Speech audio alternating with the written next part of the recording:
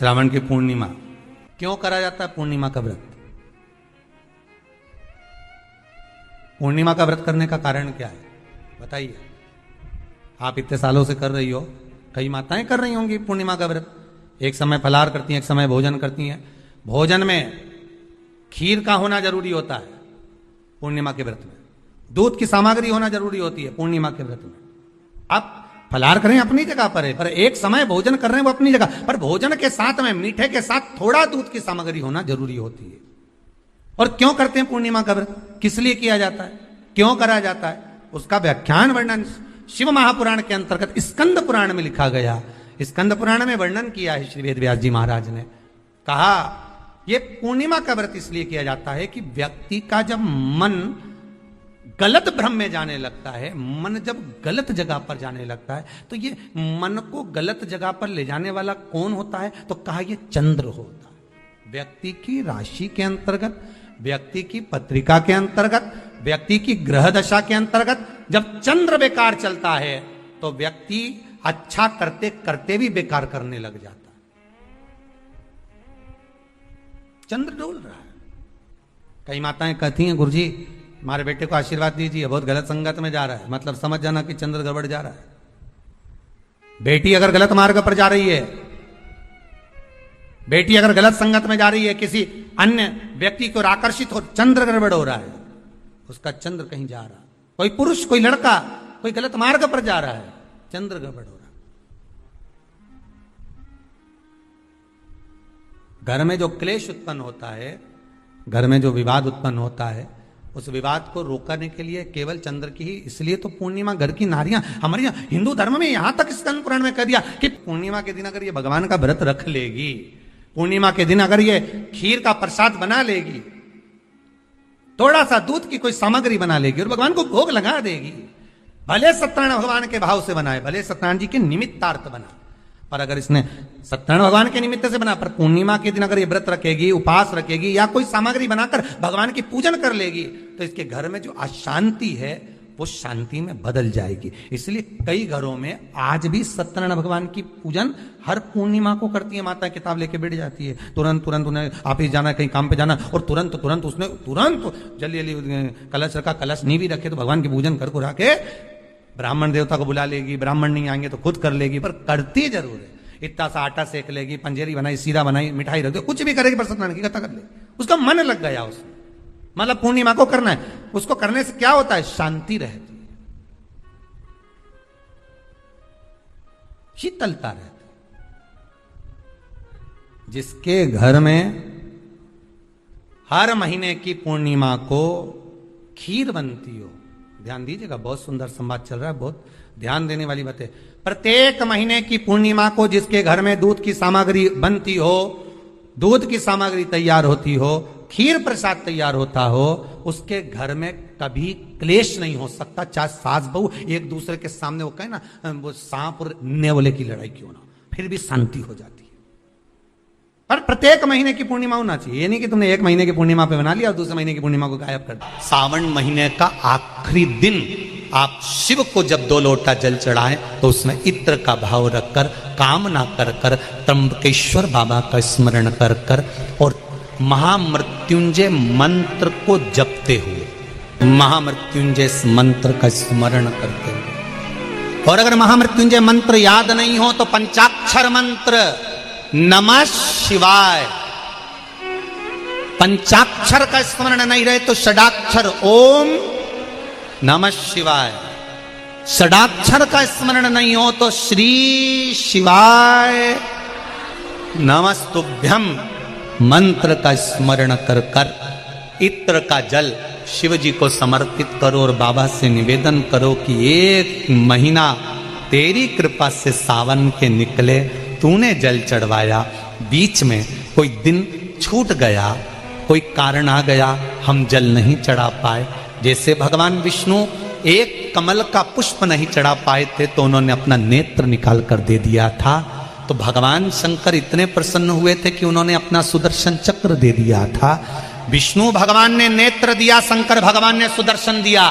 तो भगवान शंकर से कहना, अगर बीच में कोई त्रुटि हो गई हो, सावन के महीने में कोई पूजा अधूरी रह गई हो, कोई त्रुटि हमसे हो गई हो और हम जल नहीं चढ़ा पाए हो, तो आखिरी दिन सावन के इत्र का जल चढ़ा देने से बाबा उस त्रुटि को समाप्त कर कर कामना पूर्ण कर। शिव संभाल वो मेरा शिव। हम फिर निवेदन करेंगे, आज की जो पूर्णिमा है, प्रयास करो भोलेनाथ जी को एक श्वेत चावल का दाना शंकर भगवान को समर्पित जरूर करो। और रात्रि के समय पर जब चंद्र पूर्ण आनंद के साथ में हो, और यदि कोई शरीर में बहुत ज्यादा कोई रोग ग्रसित हो गया है, कोई चर्म रोग हो गया है, कोई शरीर में कोई भयंकर रोग हो गया है, तो छोटी सी बेलपत्र शंकर भगवान पर चढ़ी हुई चंद्रमा की रोशनी में चंद्रमौलेश्वर महादेव का नाम लेकर औषधि के रूप में उसको चबा चबा कर खा लो चंद्रमा की रोशनी में। उससे वो औषधि का काम करेगी और तुम्हारे रोगों को समाप्त करेगी। चंद्रमौलेश्वर महादेव का स्मरण। कौन से महादेव? चंद्रमौलेश्वर। और चंद्रमौलेश्वर महादेव चंद्रमौलेश्वर शिव उपासना ये बहुत और आज तो सुंदर पूर्णिमा है, बाबा की बड़े आनंदमय स्वरूप है। चंद्र की रोशनी में आप लोग तो खीर खाते ही हो, पर साथ में एक बेलपत्र का प्रयोग भी जरूर कर कर देखो, वो आपकी जिंदगी में ना जाने कितने रोगों को समाप्त कर देगी। कितने रोग। पर वो बेलपत्र छोटी लेना, ज्यादा बड़ी बेलपत्र नहीं लेना, छोटी सी बेलपत्र लो, शिव पर चढ़ी हुई श्री शिवाय नमस्तुभ्यम बोलकर चंद्र पूर्णता में जब हो, रात्रि के समय पर एक बेलपत्र चंद्रमौलेश्वर महादेव का नाम लेकर उसको चबा चबा कर, जिसको खाने पर मुंह में छाले हो जाते हैं या छाड़ छाड़ हो जाता है तो उसको पीस लो, पीस कर बाहर बैठकर गोली लेकर उसको पानी से निगल जाओ, पर उसको खाओ औषधि के रूप में। कहते हैं पूर्णिमा की रात्रि की चंद्रमा की रोशनी एक ऐसी रोशनी होती है जिसमें जितनी औषधीय पौधे होते हैं उसमें एक बल उत्पन्न हो जाता है जो हमारे शरीर के सारे रोगों को समाप्त कर देता है। सारे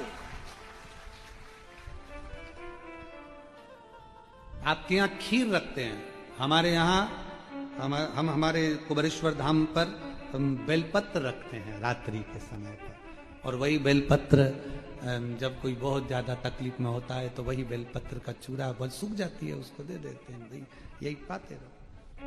वो औषधीय तत्व है। आप लोग छत पे खीर रखो, हम बेलपत्र रख देते हैं, अमृत इसमें, वो तो पहले से ही तो बेलपत्र और बलवान हो जावे, और आनंदित हो। औषधि शिव तत्व है हमारा, भगवान शंकर की आराधना साधना अवश्य। पूर्णिमा का व्रत जो करते हो ना आप लोग, रखिए। अब पूर्णिमा के व्रत में आपने कई बार किताब पढ़ी होगी पूर्णिमा की, या आपने व्रत किया होगा, या पूर्णिमा का व्रत आप धारण करे होगे, तो उसमें पूजन कौन से भगवान की होती है? पूर्णिमा के व्रत में किस भगवान की पूजन होती है? तो कहा पूर्णिमा के व्रत में केले के खंभ लगाकर पूर्णिमा का जो अध्यापन होता है, पूर्णिमा की जो पूजन होती है, उस पूजन में शंकर और पार्वती की पूजन की जाती है, शिव और नारायण की पूजन करी जाती है, शंकर और पार्वती का स्मरण किया जाता है। किसकी पूजन होती है? शिव पार्वती। शंकर और पार्वती का पूजन क्यों करा जाता है पूर्णिमा के व्रत में? क्योंकि शिव और माता पार्वती ही केवल एक ऐसे हैं जिन्होंने अपूर्ण लक्ष्मी को भी पूर्ण बना दिया था। किसको पूर्ण बनाया है? लक्ष्मी। पूर्णिमा के दिन अगर आप शंकर भगवान को एक लोटा पानी अगर शिव को समर्पित कर रहे हो, श्वेत पुष्प को रखकर शंकर जी के ऊपर सफेद फूल को चढ़ाकर अगर एक लोटा जल भी, एक पात्र जल भी शंकर को समर्पित कर रहे हो, तो ये लक्ष्मी के लिए ही तो कर रहे हो। और कौन सी लक्ष्मी? पूर्ण लक्ष्मी। पूर्णिमा के कितने व्रत होते हैं? बोलते जाओ, जरा जल्दी जल्दी बोलो। पूर्णिमा के नारियों को स्त्रियों को अखंड सौभाग्य के लिए जो नारी वैधव्य नहीं होना चाहती है, उस नारी को पूर्णिमा के कितने व्रत करना चाहिए? जिस नारी के यहाँ संतान नहीं हो, औलाद नहीं हो, उसको पूर्णिमा के कितने व्रत करना चाहिए? जिस नारी का पुत्र पति बहुत बीमारी से ग्रसित हो, लग रहा हो कि ये मेरा बेटा बहुत बड़ी बीमारी में घिरा हुआ है, तो नारी को कितने व्रत करना चाहिए? स्वयं भगवान कृष्ण ने माता यशोदा को द्वापर में भी बताया है कि पूर्णिमा के 32 व्रत होते हैं। कितने व्रत होते हैं? 32।